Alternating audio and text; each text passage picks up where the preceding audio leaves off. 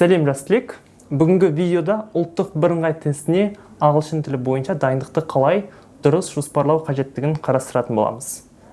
Алдымен сіздермен таныса өтейін. Менің есімім Бақдәулет, ағылшын тілі пәні мұғалімі, методист және арнайы ұлттық бірыңғай тестке ағылшын тілі бойынша дайындық курсының авторымын. Сондай-ақ менің YouTube-тағы каналымда 4000-нан астам жазылушы бар. Және 2020-2021 оқу жылында менің дайындық курсымнан 1000-нан астам оқушы бітіріп, қазір жоғары оқу орнында оқуда. Әрине, бұлардың барлығы менің тек осы ұлттық бірыңғай тест бойынша ғана маманданғандығын көрсетеді. Егер сізде ұбт ағылшын тілі бойынша қандай да мәселе болса, I got your back. Жалпы, мен де сіздердей 11-ші сыныпта оқыған кезімде ұбт-ға дайындалу деген маған алынбайтын үлкен қамал секілді көрінетін. Әлі есімде, ең бірінші дайындалған кезімде барып басынан бастайын деп 5-ші сыныптың кітабының ең бірінші бетінен бастап үйренуді жоспарлағаным. Бірақ бір апта өтпей жатып-ақ кітап та, менің дайындығым да, дәптерім де сол 5-ші сыныптың ең бірінші тарауынан аса алмай әрі қарай жылжуға мүлдем құлшынысым болмай, дайындығым көңілімнен шықпады.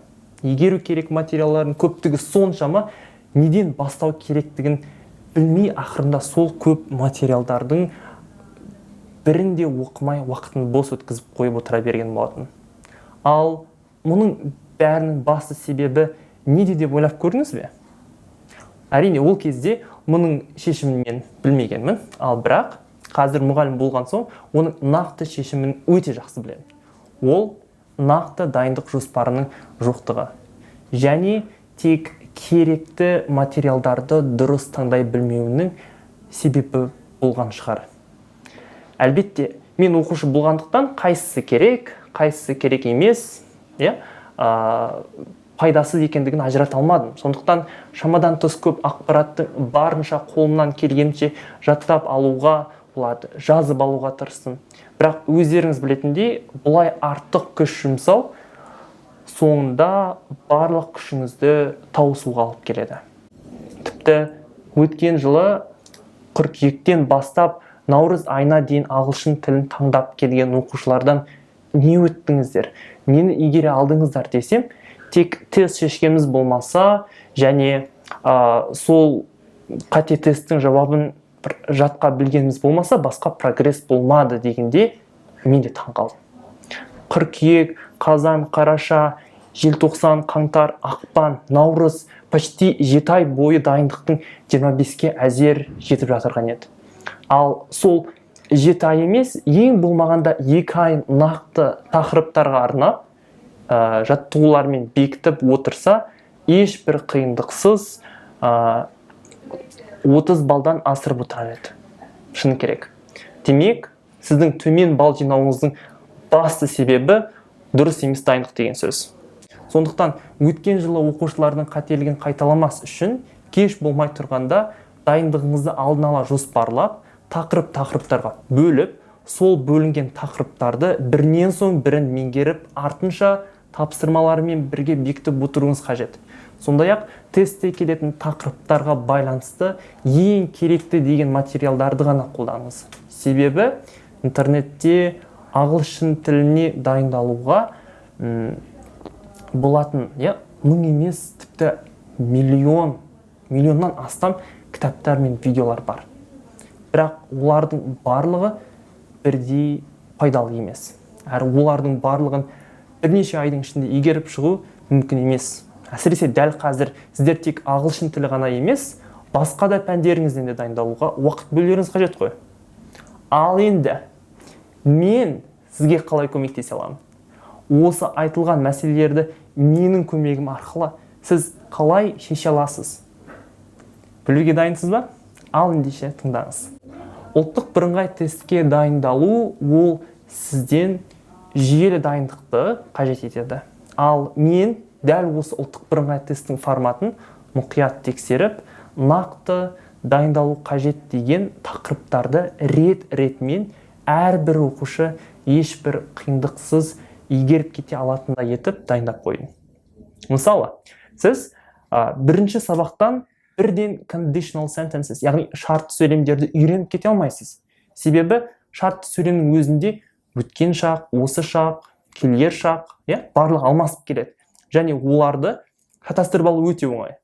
Ал егер сіз бірінші шақтарды меңгеріп, одан кейін ғана шартты сөйлемдерді кезек-кезегімен үйренетін болсаңыз, онда бірден есіңізде қалады. Және тестке кірген кезде көп ойланып шатаспай, бірден дұрыс жауапты белгілей алатын боласыз. Міне, жүйелі дайындық деп отырғаным осы. Ал жүйелі дайындалу үшін жоспар мен нақты қадамыңыз айқын болу қажет. Ал курстың жоспары құрылып қойған. Және нақты дайындық қадамдарында мен осы 3 ай жаз бойы асықпай құрастырып қойдым. Ал курсқа қатысушы сіздің міндетіңіз менің дайындаған жоспарым бойынша жүріп өту. Курстың екінші артықшылығы. Ол тек жазылып қойылған дайын видео сабақтар емес. Курста менімен тікелей эфирде Zoom-да сабақ өтетін боласыздар.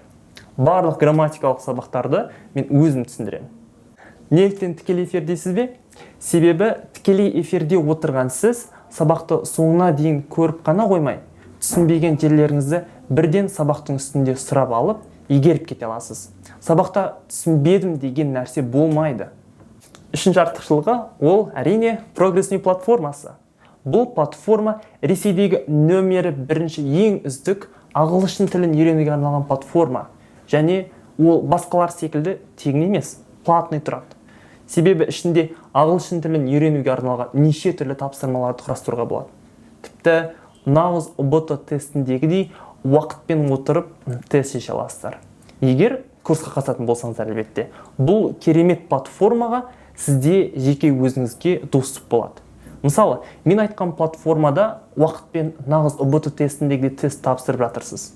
Дерлік, Және уақыт біткен соң автоматты түрде бірден қанша балл жинайтыныңызды және қай жерден қателескеніңізді платформа автоматты түрде шығарып береді. Ал курсқа қатысушылар бұл платформаға тіркелу үшін ақша төлемейді. Платформа үшін төлеу қажет ақша курстың бағасының ішіне кіреді. Төртінші артықшылығы ол әлбетте курстың барысында өтілген барлық материалдар, видео сабақтар мен документтер соңғы ұбт тестін тапсырғанға шейін сізде сақталатын болады. Яғни ұмытып қаламын десеңіздер, барлық сабаққа кейін қайтадан оралып естеріңізге түсіре алатын боласыздар.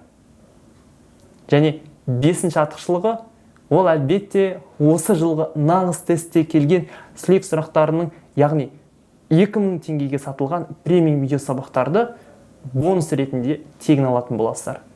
Бұл менің тарапымнан сіздерге сыйлық, былайша айтқанда. Көрдіңіз бе? Бір курсқа қатысу арқылы уақытыңызды ғана үнемдеп қоймайсыз. Сондай-ақ нағыз тестте қазірден бастап дайындалып, грантқа түсу мүмкіншілігіңізді арттырасыз. Ал енді курстың бағасына келер болсақ, ол 12 000 теңге. Бұл баға тек біріншілік қатысушылар үшін. Өткен жылы да курс 12 000 теңгеге сатылған. Бірақ курсқа қосымша жаңа материалдар қосылса да, себебі бұл биылғы бірінші поток, ал келесі потокқа жазылу барысында әлбетте курс бағасы сәйкесінше бізде өсіп отыратын болады. Егер екіншілікке қатысатын болсаңыз, курс бағасы 15 000 теңге болады. Айтпақшы, дәл қазір, егер осы видеоны көріп отырған болсаңыз, курсты бөліп төлеуге қатысуыңызға болады. Ол қалай? Алғашқы 3 аптаның төлемін, яғни 6 000 теңгені бүгін төлейтін болсаңыз, сонда келесі 3 аптаның төлемін сол курстың қақ ортасына келгенде. Мысалы, бірінші лектің студенттері 27 қазанға дейін төлей алады. Бөліп төлеу ол дәл қазір курсқа жазылуыңызға көмектесетін болғандықтан ғана мүмкіндік беріп отырмын. Себебі көпшілігі бірден 12 000 теңгені төлей алмауы мүмкін. Және соңғы тағы да ескеретін жайт. Курсқа қатысушы оқушылардың максимум саны 15 адам. Сондықтан мүмкіндік болса, ерте жазылып алыңыз. Сол кезде сізге келесі лектің басталғанын күтуге тура келмейді. Және курсқа өткен жылғы өзгермеген бағада жазыла алатын боласыздар. ұбт-ға дайындықты менімен бірге бастаңыз. Мен сіздің курсқа өте қатты қатысқыңыз келетіндігін білемін. және сізді курста менімен бірге соңына дейін аяқтап нәтижеге жететініңізге сенемін. Көп ойланбаңыз, әрекетке көшіңіз. Маған дәл қазір 8 705 347 9157 нөміріне ұбт-ға дайындық курсына қатысамын деп жазыңыз. Мен сізді курста күтетін боламын.